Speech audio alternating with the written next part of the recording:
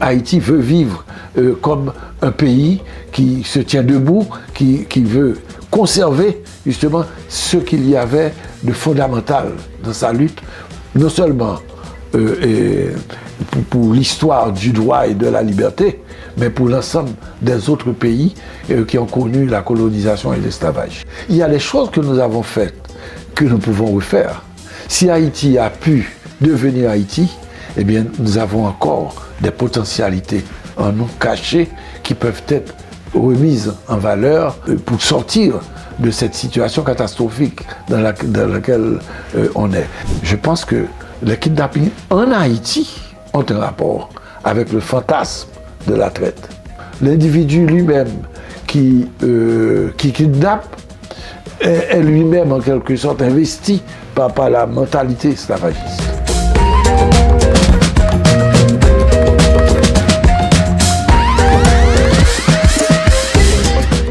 Bonjour, bonsoir à tous et bienvenue dans cette émission spéciale. Nous recevons le sociologue et anthropologue Laina Kurbon, directeur au CNRS, professeur à l'Université d'État d'Haïti et également professeur à l'Université Quisqueya. Alors ces travaux portent surtout sur le rapport entre religion, culture et politique. C'est également un spécialiste du vaudou parce qu'il a écrit plusieurs ouvrages sur cette question. Son dernier livre s'intitule « Esclaves, religion et politique en Haïti ». Alors, cet ouvrage, c'est un ensemble d'articles qu'il avait écrit il y a quelque temps, dispersés dans des revues. Donc, il a réuni dans cet ouvrage magnifique où il tente de montrer que entre l'esclavage, la religion et la politique, il y a forcément un lien. Alors, la première question que j'aimerais poser à M. Laina Kurbon, quel est le lien en fait que vous faites entre la religion, la politique et l'esclavage? Bon, moi je crois qu'il y a un lien très étroit, parce que pour que l'esclavage puisse durer, il a fallu utiliser une série de stratagèmes de la part des maîtres, de la part des colons, de la part des puissances coloniales esclavagistes. Ils avaient en vue en particulier de baptiser, de rendre catholiques les esclaves et donc de les rendre humains grâce au catholicisme, grâce à la religion, les rendre humains, mais le plus tard possible. Donc pour le président Kadeur, l'esclave n'est qu'un meuble, non, mais c'est que à ce moment-là, l'esclave va tenter lui-même de se reprendre en main et de retourner la religion qui était utilisée comme idéologie de justification de l'esclavage. Il va retourner ce système-là, il va fabriquer lui-même des confréries, il va reprendre ces anciens systèmes culturels et religieux d'Afrique, puisque tous venaient de l'Afrique, des différents coins de l'Afrique, et il va produire un système qui lui permette de se solidariser entre eux, parce que quand les esclaves viennent de différentes ethnies, il va falloir qu'ils aient quelque chose qui les rapproche les uns aux autres et qui leur permette de retrouver une certaine identité en quelque sorte. Eh bien, le système religieux africain, lié au système religieux dominant qui était celui du catholicisme, eh bien tout cela va être amalgamé, ça va produire le vaudou haïtien, qui est un système à partir duquel l'individu va entrer dans une sorte de lien social avec ses autres confrères de différentes ethnies, et grâce à cette solidarité, ils vont pouvoir se sentir devenir un peuple, et ils pourront mieux combattre le système esclavagiste. Donc la religion a joué un rôle dès le départ dans la construction d'une vie culturelle et dans la construction d'une solidarité entre les esclaves. Ce que j'essaie de comprendre à travers les rapports esclavage, religion et politique, c'est que le premier problème qui se pose à un pays qui sort de l'esclavage, c'est un moment effectivement révolutionnaire, tout comme on est sorti en France de la situation des hiérarchies entre Église et aristocratie, etc., eh c'est la même chose qui se pose pour Haïti. Haïti va entrer dans un effort de construction de soi au niveau de l'individu et au niveau collectif, et c'est ce qu'il faut dorénavant penser. Et comment maintenant la politique réagit vis-à-vis de toute cette histoire passée qui peut revenir à tout instant sur le tapis. Donc le fantasme, par exemple, de la dictature, la violence qui existait pendant la période esclavagiste, qui était essentiellement une société de violence, comment sortir de là? Donc cela suppose toute une réflexion qui, je suppose, qui se fait dans le domaine de la littérature, mais qui se pose également dans le domaine des arts en général, qu'il s'agisse de la musique, de la peinture, de la sculpture. Il y a toute une profusion d'activités culturelles en Haïti qui montre que Haïti veut vivre comme un pays qui se tient debout, qui veut conserver justement ce qu'il y avait de fondamental dans sa lutte, non seulement pour l'histoire du droit et de la liberté, mais pour l'ensemble des autres pays qui ont connu la colonisation et l'esclavage. Très bien. Alors, c'est vrai qu'au départ, on va dire au début de votre livre, dans l'introduction, vous dressez un tableau quand même assez sombre, hein, parce que vous faites un bilan, vous faites 30 ans après la dictature des Duvalier, en fait, qui a quand même duré 30 ans aussi, et que, faites le bilan, on a eu 19 conseils électoraux provisoires, 26 ministres de la Justice, 15 premiers ministres, 9 élections contestées, à part les élections qui ont porté au pouvoir Jean-Bertrand Aristide. Alors, quand je lis ça, je me suis dit, on est foutu, en fait, il n'y a rien à faire. Bon, c'est parce qu'il ne faut pas voir l'histoire à l'échelle de notre propre vie. Il faut voir l'histoire à un niveau beaucoup plus large. Parce que à l'échelle de notre propre vie, nous pouvons facilement tomber dans le désespoir. Mais il faut penser plus loin. Il faut penser plus loin, en arrière et par rapport à l'avenir. Il y a des choses que nous avons faites, que nous pouvons refaire. Si Haïti a pu devenir Haïti, eh bien, nous avons encore des potentialités en nous cachées qui peuvent être remises en valeur et être relancées pour sortir de cette situation catastrophique dans laquelle on est. Mais il faut savoir que si Haïti se trouve dans ce problème, il y a évidemment tout le monde politique, tout le monde dirigeant en Haïti qui a su profiter de cette situation pour la maintenir tout le temps pareille. Et donc, pour en profiter de la situation, il y a ça. On a des élites dirigeantes qui ont été, on peut dire, rapaces par rapport au niveau économique en Haïti, c'est vrai, et qui le sont encore sous nos yeux.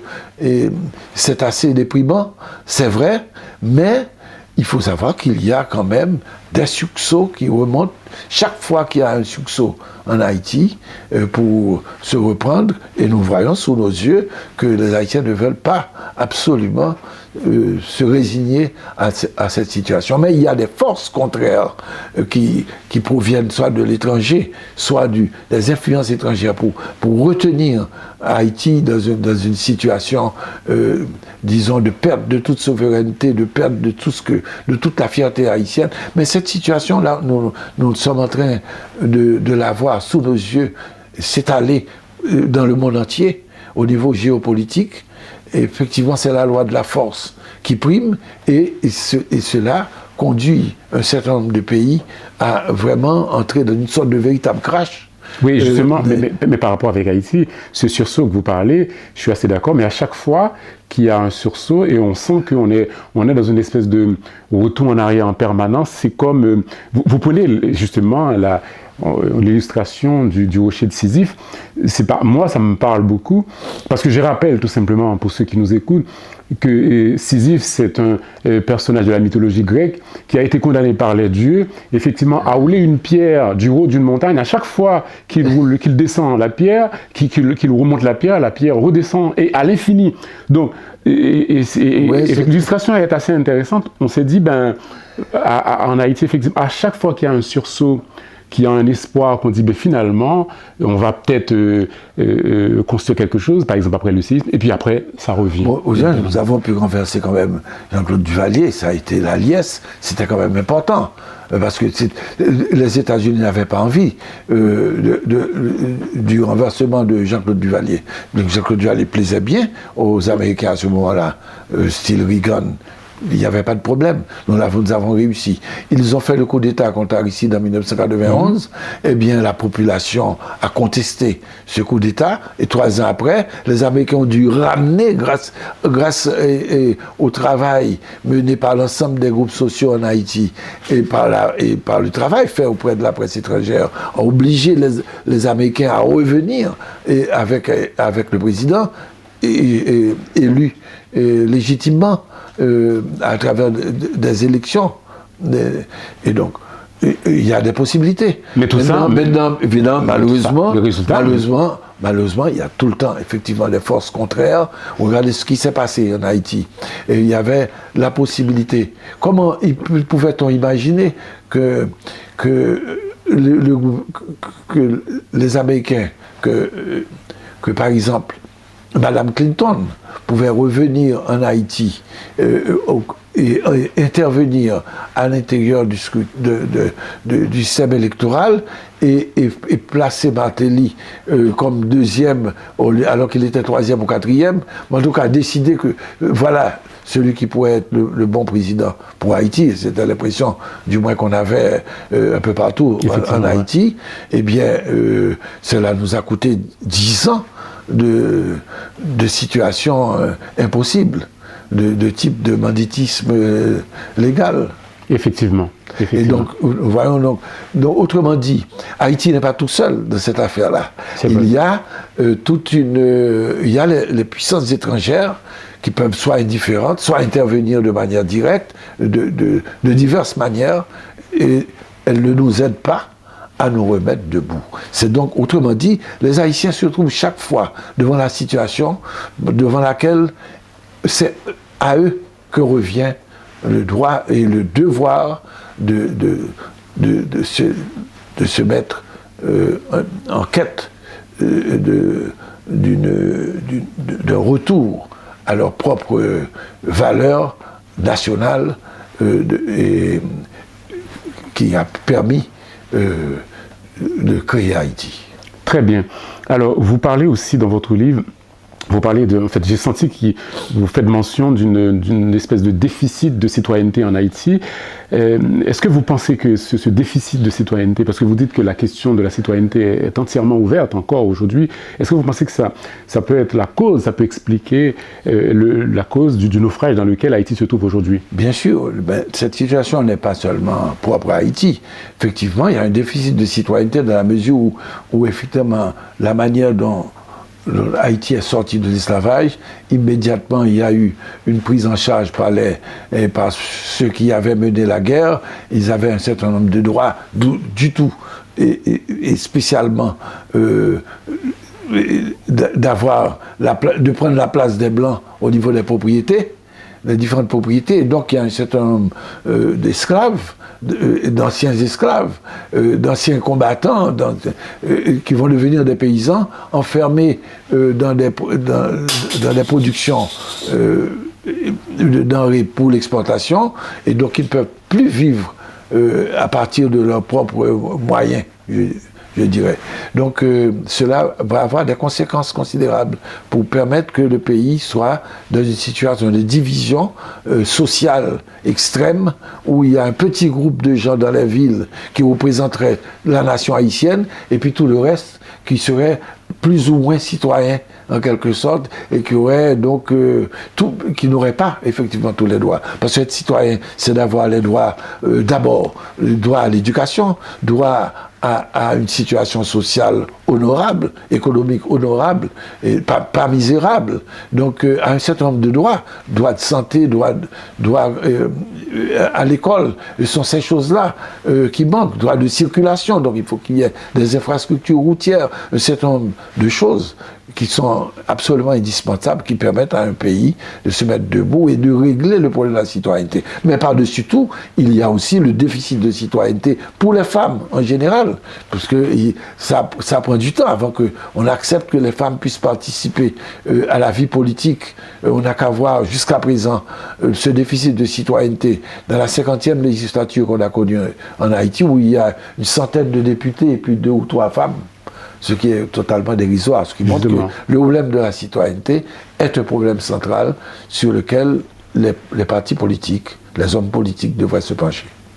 Alors, dans un de vos articles sur le site de Mediapart, je trouve assez intéressant, vous dressez le portrait, le portrait robot du bandit en Haïti, et en rappelant en fait, la généalogie du bandit en passant par en fait, on a eu le Tonton Macoute, effectivement, les Inglindos, les chimères. Là, aujourd'hui, on fait face à une nouvelle espèce de bandits.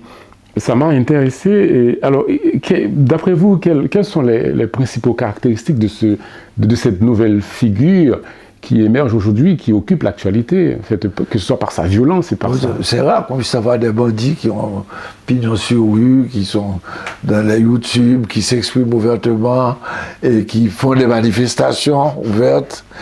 C'est un pays, sous ce rapport-là, libre pour les bandits. Il y a des tas de voitures à vide fumée qui circulent, qui leur apportent toutes sortes de biens, dont des munitions, dans les armes. On n'ose pas demander à une voiture pourquoi vos vitres sont teintées. Eh bien, on ne sait pas. La circulation est libre, donc il y a un problème qui concerne d'abord le gouvernement en Haïti. Le propre d'un gouvernement, le minimum, le premier acte d'un gouvernement qui exprime ce qu'est un gouvernement, c'est la sécurité qu'il doit organiser pour l'ensemble de la population. L'ensemble de la population. Ça, justement, cela vient à manquer. On voit bien que le problème est tout entier entre les mains des dirigeants dans ce pays. Donc ce n'est pas un phénomène qui s'est produit comme ça, comme il pleut, ou bien comme il y a un tremblement de terre. Ce n'est pas ça. C'est bien quelque chose qui a été pensé, voulu à partir de gens qui disposent de moyens et donc ils vont utiliser des gens aux pieds nus et pauvres et qui ne connaissent rien et qui ne se sentent pas citoyens et qui ne se reconnaissent pas, qui ne savent pas reconnaître dans un autre Haïtien un semblable, un citoyen comme eux, dans la mesure où eux n'ont jamais été considérés comme citoyens.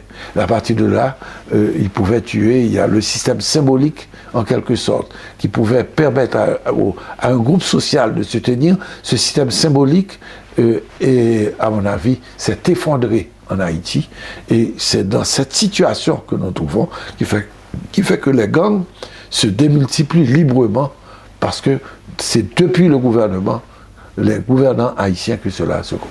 Vous pensez qu'il y a des gens qui profitent de cette situation, en fait, qu'il y a des gens vraiment... Il y a des gens dans l'État, oui, bien sûr. Des gens dans l'État. Ça ne veut pas dire qu'on sait que c'est tel ou tel individu. Il ne faut pas le penser comme ça. Il faut le penser à travers l'État. Ok. Alors, dans un autre article, vous faites une comparaison assez intéressante entre le fait kidnapping, effectivement, et la pratique de la traite, et la pratique de la traite négrière.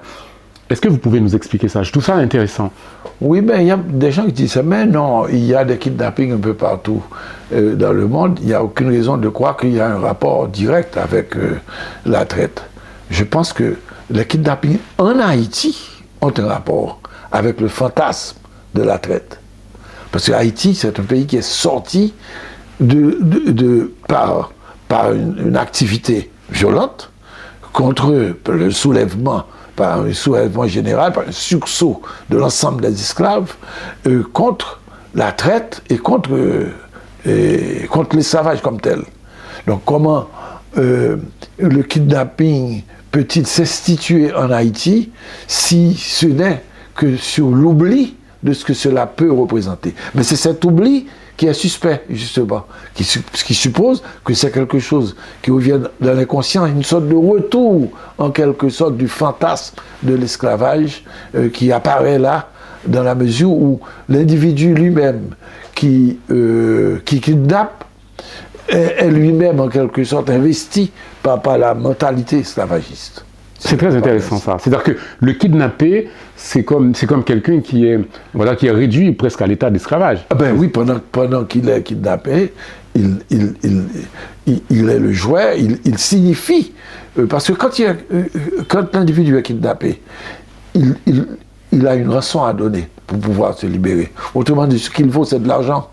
Donc il y a une équivalence entre son corps qui est pris et l'argent. Entre-temps, il y a une mise en parenthèse de ce que l'individu représente comme personnalité humaine. Il n'est plus qu'un objet d'échange. Donc, autrement dit, c'est bien cela, l'esclavage. Là, je comprends que le problème haïtien est aussi à chercher vraiment dans l'histoire d'Haïti aussi. On comprend peut-être mieux, c'est mieux que dans l'actualité du quotidien, je veux dire. Oui, l'actualité du quotidien nous ramène, Okay. nous oblige à voir qu'il y a une mémoire à réinvestir, à repenser. Et parce que Haïti a voulu entrer dans la période nationale, dans sa période de nation, en faisant table rase, en incendiant l'implantation, en oubliant ce que Dessalines appelait le temps des humiliations. Le temps des humiliations que représente l'esclavage. Donc il y a une sorte de volonté de mise en parenthèse, volonté d'oubli radical, par le feu en quelque sorte, de tout ce que nous avions vécu pendant les 2 ou 3 siècles d'esclavage. Donc, mais est-ce que c'est possible? C'est pour cette raison que je pense que Haïti est un pays qui a besoin de voir ce que représente l'esclavage. Donc, il faudrait que la population des écoles elles-mêmes puisse voir quelles sont les traces de l'esclavage. Autrement dit, il faut qu'il y ait une activité muséale. Je me bats pour qu'il y ait un musée de l'esclavage. L'UNESCO tient à cette reprise de cette mémoire. Mais c'est une question fondamentale. Ouais, c'est une question fondamentale. Pour que tous les Haïtiens puissent voir ce qu'a été ce passé-là, pour qu'ils n'aient pas à le revivre. Il faut rendre le passé dépassé pour ne pas avoir. Oui, effectivement, un pays comme Haïti, qu'il n'y ait pas un musée consacré, en fait, sur l'esclavage, c'est quand même, dans l'imaginaire collectif, c'est impensable que Haïti, que ce pays-là... Absolument, un musée de l'esclavage n'est pas un musée qui, pour l'esclavage, un musée qui devrait montrer les luttes menées par les esclaves pour l'esclavage, donc il doit mener vers la révolution haïtienne, et son importance pour le monde entier. Ouais, c'est vrai. Et vous dites que, en ce sens, on a une mémoire déficitaire. Il y a une mémoire déficitaire en Haïti. Vous pensez que c'était une volonté politique dès l'indépendance haïtienne qu'on oublie cette histoire? Non, je ne mettrais pas ça je ne verrais pas ça sur une base. Oui, on peut voir ça sur une base politique et pas sur une base morale. Je ne dirais pas. Mais je crois que effectivement, il y avait une volonté d'oubli manifestée par les dirigeants. Parce qu'on voit bien comment Haïti évoluait, on voit les traces de l'esclavage dans la vie quotidienne.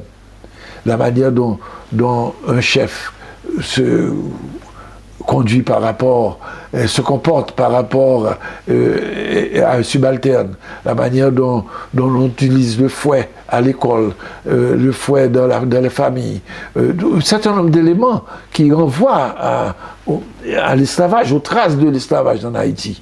Eh bien, oui, on trouve tout cela dans la vie quotidienne et il faut les dépasser. Donc, c'est pas la même. Il faut une mémoire critique, une mémoire qui permette de se libérer progressivement du passé.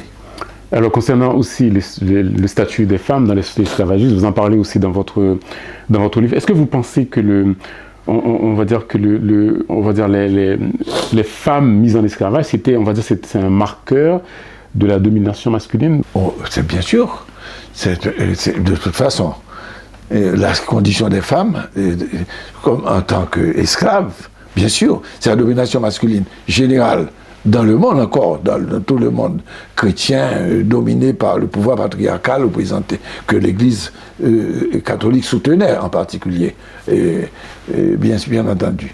Mais pour ce qui concerne la situation des femmes esclaves, il y a bien une recherche spécifique qu'il faudrait mener sur l'histoire de l'esclavage, parce que très souvent, on pense l'histoire de l'esclavage comme l'histoire des hommes esclaves. Mais quand une femme est esclave, elle est à la fois esclave et femme. Mais la féminité de la femme qui est esclave est niée dans la condition d'esclave de la femme. Ça, c'est pour le maître, c'est le maître. Mais la femme elle-même sait qu'elle est une femme.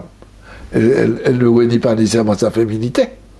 Donc les choses. Donc autrement dit, il y a une histoire des femmes à faire à partir de la condition, une histoire de l'esclavage à faire à partir de la condition des femmes.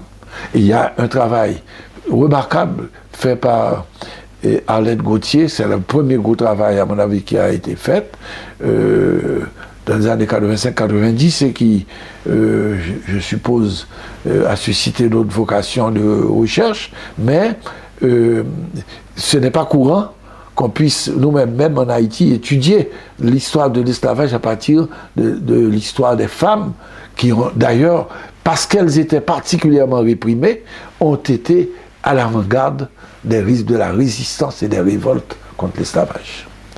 Et ça, on voit très bien à travers toutes les grandes personnalités femmes et qui ont émergé pendant la période esclavagiste, c'est assez remarquable.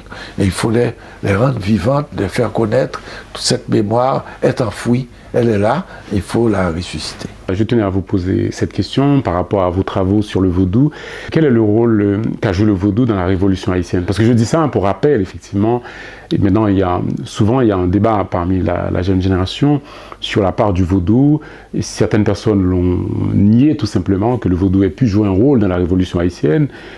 Et d'autres, peut-être, estiment que, à contrario, que sans le vaudou, on n'aurait pas été libéré, hein, comme on n'aurait pas eu Haïti, etc. Vous en pensez quoi de ce débat? Non, je pense qu'absolument. C'est naïf de croire que les esclaves pouvaient se libérer comme ça, sans utiliser des moyens pour se libérer. C'est une vision trop abstraite de la situation des esclaves. Les esclaves sont des êtres qui ont besoin de supports matériels bien précis, de supports imaginaires et symboliques pour se réunir, pour devenir un groupe social lié par les mêmes intérêts, les intérêts de sortir de la condition créée par les maîtres et par les colons. Donc ce sont des choses très pratiques. On ne peut pas être déporté d'un continent à l'autre et du jour au lendemain faire comme si on n'avait pas de parents, on n'avait pas d'ancêtres, on n'avait plus personne. Non, il y a un rapport immédiatement avec les ancêtres et avec les morts et avec les divinités de l'Afrique. Tout de suite, on se rattache à ce monde-là pour se créer un monde propre. Parce qu'un être humain ou une collectivité a besoin de supports symboliques et imaginaires pour exister. Donc cette vision abstraite que les gens ont, et dont vous me parlez, elle ne correspond à rien, parce qu'elle ne permet pas de comprendre. Il faut essayer de comprendre. Donc si on essaie de comprendre, on va essayer de voir concrètement quelles sont les activités de lutte et comment ces luttes peuvent se mener, quel type de solidarité les esclaves peuvent se manifester entre eux, alors qu'elles viennent d'ethnies différentes. Ils viennent de nations différentes et ils vont s'entendre ensemble. Mais c'est extraordinaire.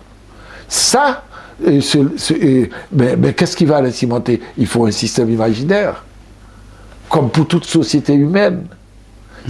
Donc, autrement dit, il y a beaucoup de préjugés. Les gens qu'on apprend, l'école haïtienne était encore dans les années 50, 60, c'était des lieux de diffusion de préjugés contre tout ce qui concernait l'Afrique, contre tout ce qui concernait le vaudou, parce qu'on voulait nous occidentaliser à outrance. Mais quand on sort de cette vision coloniale de nous-mêmes, eh bien, on peut comprendre, on peut revenir le passé, mieux l'explorer, mieux le comprendre et être beaucoup plus libre par rapport à ce passé. Et donc, là, on peut dire ce que le vaudou peut apporter. Il ne faut pas faire du vaudou. Les gens ne se sont pas battus pour le vaudou. Ils étaient à l'intérieur de ce système-là et ça leur donnait des forces suffisantes, supplémentaires, pour lutter contre l'oppresseur et maître et colon. C'est ça qu'il s'agit de comprendre. Mais à partir de là, ils ont créé une nation. Évidemment, les gens disent, et ils reconnaissent effectivement ça dans les textes de Badiou, entre autres, que les premiers gouverneurs haïtiens étaient plutôt réticents vis-à-vis du vaudou, mais parce qu'ils savaient que dans le vaudou, il y avait que le vaudou pouvait générer des pouvoirs parallèles au pouvoir central. Mais ça ne veut pas dire qu'eux-mêmes n'étaient pas vaudouisants. Effectivement. Et vous êtes par méfiance, effectivement. Beaucoup de dirigeants vaudouisants, quand même. Oui, c'est vrai. Alors, ma dernière question, M. Laënnec-Urbon. Alors, j'aimerais savoir, aujourd'hui, pour vous, comment vivre en Haïti au milieu de ce désastre, le kidnapping, on va dire la menace qui est permanente. Comment vivre? Est-ce qu'on utilise des stratégies? Et comment on fait? Vous, personnellement, je pense et d'autres, comment survivre en Haïti? Ça dépend. Ça dépend. Il y a des gens qui... Non, on est prisonnier quand même. Prisonniers, beaucoup de gens sont déprimés, mais ils espèrent que quelque chose va changer. Ils savent que ce que nous vivons là, c'est impossible que ça puisse durer. Ça ne peut pas durer. Donc il faut qu'il y ait quelque chose qui change, là, sur ce rapport-là. Donc voilà ce qui nous permet, pour le moment, de tenir. Nous savons que nous vivons une situation provisoire. Voilà, c'est ça qu'il faut savoir. Mais on se plaint. Tout le monde se plaint, tout le monde souffre de kidnapping, tout le monde pleure de gens tués, tout le monde pleure des massacres. Mais on ne s'habitue pas à la situation que nous vivons. Et nous croyons que cela va changer. Donc, entre-temps, dès qu'il y a la possibilité de contacts familiaux, je pouvais rester, par exemple, plusieurs mois sans rencontrer ma famille, les gens de ma famille. Eh bien, par exemple, du côté de Pétionville et de Thomasin, maintenant que tel brigand, tel bandit a pu être mis en déroute, et tué, et maintenant la zone est libérée et les gens peuvent circuler. On voit très bien qu'il y a une sorte de détente sur ce rapport-là dans cette zone-là. Donc on espère progressivement, donc on est dans l'attente d'une situation qui puisse juguler. Voilà. C'est vrai que le fait d'imaginer que ça aide à supporter peut-être cette situation insupportable, le fait qu'on sait que c'est une situation provisoire et que c'est pas fait pour durer. On le sait, mais on peut se tromper. Parce que quand même, ça dure quand même depuis quelques temps. Au début, on n'avait pas pensé que ça aurait duré aussi longtemps. Du temps en Haïti, effectivement, en Haïti, le temps ne passe pas. Il y a un problème. Effectivement. Moi, je n'ai pas la solution à cette question, mais nous attendons. Et il faut parler, expliquer la situation et pousser les uns et les autres, faire connaître que ce n'est pas possible que les bandits puissent, parce qu'ils n'ont aucune idéologie particulière, que les bandits puissent diriger un pays. Merci beaucoup, merci. Alors, merci Monsieur Laënnec-Urbon. Je rappelle que le dernier ouvrage de Laënnec-Urbon s'intitule « Esclavage, religion et politique en Haïti ». Donc voilà, donc vous pouvez vous procurer au presse universitaire. Voilà, au presse universitaire de Lyon, dans toutes les librairies françaises. Merci beaucoup, Monsieur Bon, et bon retour en Haïti. Merci.